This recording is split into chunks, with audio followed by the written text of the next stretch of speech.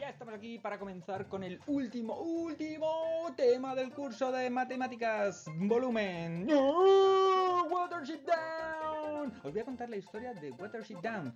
Resulta que hace unas semanas dijimos de ver en clase una película. Por la tarde ha sido una sesión de cine y les llevé a votación a ver qué películas querían ver. Y uno de mis alumnos, al que le tengo mucha manía, porque sí, yo soy de los profesores que tienen manía a sus alumnos, me dijo, vamos a ver Watership Down. Y yo le entendí Watership Down. Y dije, bueno, pues vamos a ver de qué va esta película. Y la busqué en internet y me encontré con esta adorable película de conejitos. ¿Cuál fue mi sorpresa? Cuando conseguí la película, me puse a verla y descubrí que en realidad es una pesadilla gore de conejos endemoniados. Y da mucho, mucho miedo y mucha pena al final.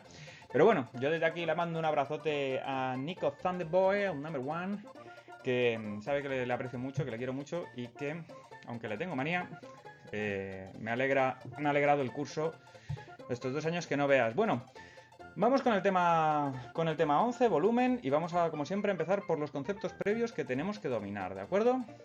Una pequeña visión global de qué vamos a ver en este tema. Vamos a empezar con el concepto de volumen, es decir, el espacio que ocupa un cuerpo, ¿de acuerdo? Eso es el volumen. Las unidades de volumen es con las que vamos a trabajar. Vamos a pasar del metro cuadrado ahora a trabajar con el metro cúbico, con sus múltiplos y con sus divisores, ¿de acuerdo? Después veremos un poquito las operaciones que podemos hacer con las unidades de volumen y terminaremos viendo las fórmulas para calcular el volumen de los diferentes cuerpos geométricos, del prisma, de las pirámides, de los cilindros y de los conos. Vais a ver que es muy sencillo. Bien, ¿qué es lo primero que tenemos que dominar? Tenemos que tener muy claro todo lo del tema anterior, ¿de acuerdo? Tenemos que saber diferenciar entre un prisma y una pirámide, entre un cilindro, un cono y una esfera, por supuesto, y sus diferentes partes, ¿vale? No voy a ponerme aquí a repasarlas, las tenéis en pantalla si queréis pausar el vídeo, pero tenemos que tenerlas todas muy claras. ¿Qué más tenemos que dominar? Pues inevitablemente los conceptos previos a la hora de medir un cuerpo. ¿Qué es cada cosa? Acordaos que empezamos midiendo la longitud, ¿de acuerdo? La longitud, por ejemplo, de un segmento como este, que lo medíamos, en este caso 8 centímetros, y que las unidades que utilizamos para medir la longitud son el metro, sus múltiplos y sus divisores, es decir, el decámetro, el hectómetro y el kilómetro, o el decímetro, el centímetro y el milímetro.